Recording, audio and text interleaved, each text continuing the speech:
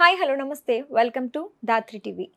So ఈరోజు మనతో పాటు ఉన్నారు senior orthopaedic surgeon doctor Vijay Bhaskar గారు. సో ఇప్పుడు మనం తీసుకోబోయే టాపిక్ ఏసీఎల్ టియర్ అంటే ఏంటి, అసలు దానివల్ల ఏం ప్రాబ్లమ్స్ ఉంటాయి, ఎలా ట్రీట్మెంట్స్ ఉంటాయి అనే దాని గురించి తెలుసుకోబోతున్నాం. ఏసీఎల్ అంటే యాంటీరియర్ క్రూషియట్ లిగమెంట్ అండి. ఇది మనకు మోకాలు లోపల ఒక స్ట్రాంగ్ లిగమెంట్. ఇది మన మోకాల్ని ముందుకు జారిపోకుండా ప్రొటెక్ట్ చేసే లిగమెంట్. ఇక్కడ చూడండి, ఇది మన మోకాలు అండి. ఇది తొడ ఎముక ఫీమర్ అంటాము, ఇది కాలు ఎముక టిబియా అంటాము. ఈ రెండు ఎముకలకి సపోర్ట్ ఇస్తూ ఈ లిగమెంట్ ఉంటుంది. లిగమెంట్ అన్నది స్ట్రాంగ్ ఫైబ్రస్ బ్యాండ్. అది మిమ్మల్ని ప్రొటెక్ట్ చేస్తుంది, మీ మోకాలు కిందికి ముందరికి జారిపోకుండా. ఇందులో చూడొచ్చు మీరు, దిస్ ఇస్ ద ఏసీఎల్ అండి, యాంటీరియర్ క్రూషియట్ లిగమెంట్. మన మోకాల్ని ముందుకు జారకుండా ప్రొటెక్ట్ చేస్తుంది.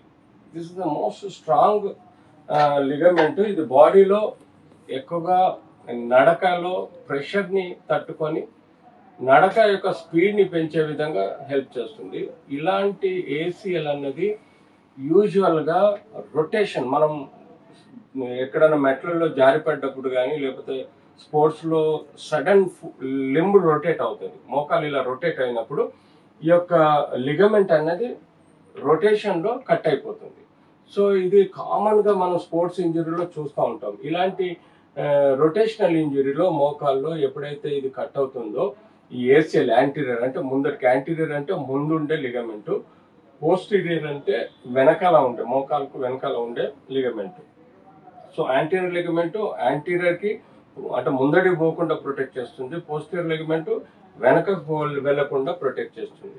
సో ఈ లిగమెంట్ మనకు యూజువల్గా ఐడియల్గా స్పోర్ట్స్ ఇంజురీస్లలో కానీ లేకపోతే రొటేషనల్ ఇంజురీస్లో కానీ మెట్లు ఎక్కి దిగేటప్పుడు కానీ ఇంజురీ వలన ఈ యొక్క లిగమెంట్ కట్ అవుతుంది. సో ఈ లిగమెంట్ను మనం యూజువల్గా టెక్నికల్గా ఎగ్జామిన్ చేసినప్పుడు హిస్టరీ మోస్ట్ ఇంపార్టెంట్ అండి. ఎలాంటి హిస్టరీ ఉంది, ఎలా దెబ్బ తగిలింది అనేది మనం టెక్నికల్గా తీసుకోవాలి. ఆ తర్వాత ఎగ్జామినేషన్లో యాంటీరియర్ డ్రాయర్స్ టెస్ట్ అంటాము. మోకాల్ని పట్టుకొని ఇలా అన్నప్పుడు అది యాంటీరియర్ ముందడికి వస్తుంది.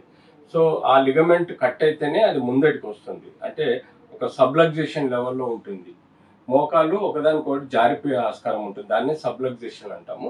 సో అలాంటి సమస్య ఉంటుంది. అంతేకాకుండా మనకు సివియర్ పెయిన్ ఉంటుంది, అంతేకాకుండా మోకాల్లో స్వెల్లింగ్ ఉంటుంది. Because of some amount of synovial fluid పెరగడము, లేదంటే బ్లడ్ క్లాట్ రావడము, చుట్టూ కండరాలంతా ఉబ్బిపోవడము, మోకాలు ఉబ్బిపోవడము, నడవలేని పరిస్థితిలో ఉంటుంది. కొంతమందికి పెయిన్ సెన్సిటివ్ ఉంటారు, వాళ్ళల్లో కొంత నడవగలుగుతారు, కానీ ఎక్కువ శాతం ఇలాంటి ఇంజురీలో నడవలేక కాలు జారిపోతున్నట్టుగా భయం వేస్తూ ఉంటుంది, నడవడానికి కూడా ఇబ్బందిగా ఉంటుంది. సో ఇలాంటి సమస్యను మనం ఏసీఎల్ ఇంజురీలో చూస్తాం. సో ఇలాంటి టిపికల్ హిస్టరీ క్లినికల్గా ఎగ్జామిన్ చేసి క్లినికల్ హిస్టరీ తీసుకున్న తర్వాత వీటిని మనం యూజువల్గా ఎక్స్రే అడ్వైజ్ చేస్తాము. ఎక్స్రేలో మనకు యూజువల్గా ఏమి కనబడదు, ఏసీఎల్ అనేది మనకు ఎక్స్రేలో కనబడదు. బట్ బోన్ రిలేటెడ్ ఇంజురీస్ ఏమైనా ఉన్నాయా అంటే ఈ లిగమెంట్ అటాచ్ ఉన్న బోన్కి ఏమైనా ఫ్రాక్చర్ ఉందా అన్నది తెలుసుకోవడానికి మనం ఎక్స్రే తీసుకోవాలి. యూజువల్గా ఏసీఎల్ రప్చర్లో బోన్ ఇంజురీ అనేది తక్కువ ఉంటుంది, లిగమెంట్ ఇంజురీ ఎక్కువ ఉంటుంది.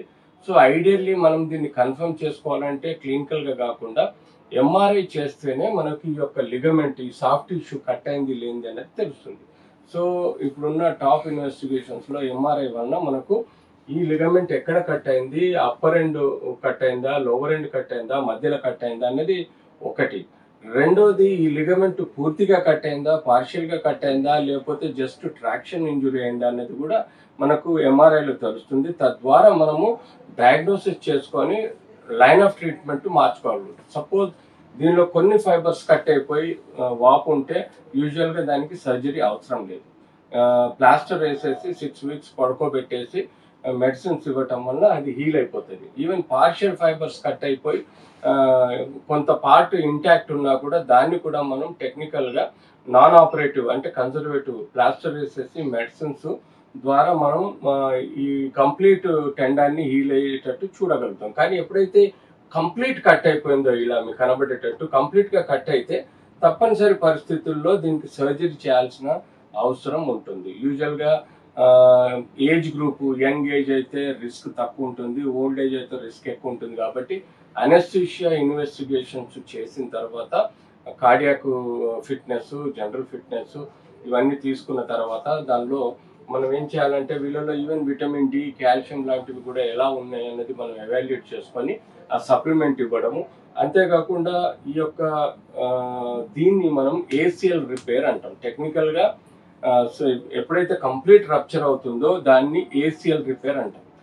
ఇదివరకు కాలంలో మేము 2-3 డికేడ్స్ ముందు ఇలాంటి రప్చర్స్ని మనము టెక్నికల్గా కొంచెం కొన్ని రోజులు ఫిజియోథెరపీ, రెస్ట్ అడ్వైజ్ చేసేవాళ్ళం. కానీ ఇప్పుడు advance therapy, movement is life, profession అన్నది డిస్టర్బ్ అవ్వద్దు, సోషియో ఎకనామికల్లీ సఫర్ అవ్వద్దు వ్యక్తులు అంటే ఇమీడియట్లీ పని చేసుకునే విధంగా చేయాలంటే దీన్ని రిపేర్ చేయాల్సిన అవసరం ఉంది. రిపేర్ అంటే ఈ టెండన్కి కుట్లేయటం వలన అది రిపేర్ కాదండి. యూజువల్గా ఏం చేస్తామంటే మేము ఇది మొత్తం టెండన్స్ అంతా క్లీన్ చేసేసి వేరే దగ్గర నుంచి మనం కాళ్ళల్లో ఒక వేస్ట్ టెండన్స్ ఉంటాయి, ఆ టెండన్స్ని తీసుకొని ఆ టెండన్ని రిపేర్ చేస్తాం. ఇలా బోన్లో ఒక హోల్ చేసేసి ఆ లిగమెంట్ని, కొత్త లిగమెంట్ను ఇలా తీసుకొని మళ్ళీ ఇటు నుంచి ఇటు బోన్ బయటికి తీసుకొని స్క్రూస్ ద్వారా ఫిక్స్ చేస్తాం. సో ఎందుకంటే వీటిని రిపేర్ చేస్తే ఇవి యూజువల్గా రిపేర్ కావు, ఎందుకంటే ఇది సైనల్ ఫ్లూయిడ్ లోపల ఉంటుంది, ప్లస్ ఆ ప్రెషర్ని తట్టుకోలేవు కాబట్టి ఫెయిల్ అయ్యే ప్రమాదం ఉంది. కాబట్టి బాడీలో వేస్ట్ టెండాన్స్ ఉంటాయి, ఆ టెండాన్స్ తీసుకొని దీనిలో ట్రాన్స్ఫర్ చేసేసి దీనికి పైన కింద స్క్రూ చేసి ఫిక్స్ చేయటం వల్ల ఈ ఏసీఎల్ రిపేర్ కంప్లీట్గా ఉంటుంది, బలంగా ఉంటుంది. యథావిధిగా మళ్ళీ మంచి ఫిజియోథెరపీ చేసి రికవర్ అయితే మళ్ళీ యథావిధిగా ప్రొఫెషనల్ స్పోర్ట్స్ కానీ ఏదైనా కానీ చేసుకునే విధంగా ఈ ఏసీఎల్ రిపోర్ట్లో మనకు రిజల్ట్స్ బాగుంటుంది. Nothing to worry. Thank you. So ACL tear గురించి డాక్టర్ గారు మనందరికీ చాలా చక్కగా ఎక్స్ప్లెయిన్ చేశారు కదండి. ఏమైనా డౌట్స్ ఉంటే డాక్టర్ని కన్సల్ట్ అయిన తర్వాతే ట్రీట్మెంట్స్ తీసుకోండి. సో ఇంకేమైనా డౌట్స్ ఉంటే కింద కమెంట్ సెక్షన్లో కూడా మాకు కూడా తెలియజేయండి. నెక్స్ట్ ఎపిసోడ్లో మీ డౌట్స్ అన్ని కూడా కవర్ చేయడానికి ట్రై చేస్తాం. సో అంతవరకు లైక్, షేర్ అండ్ సబ్స్క్రైబ్.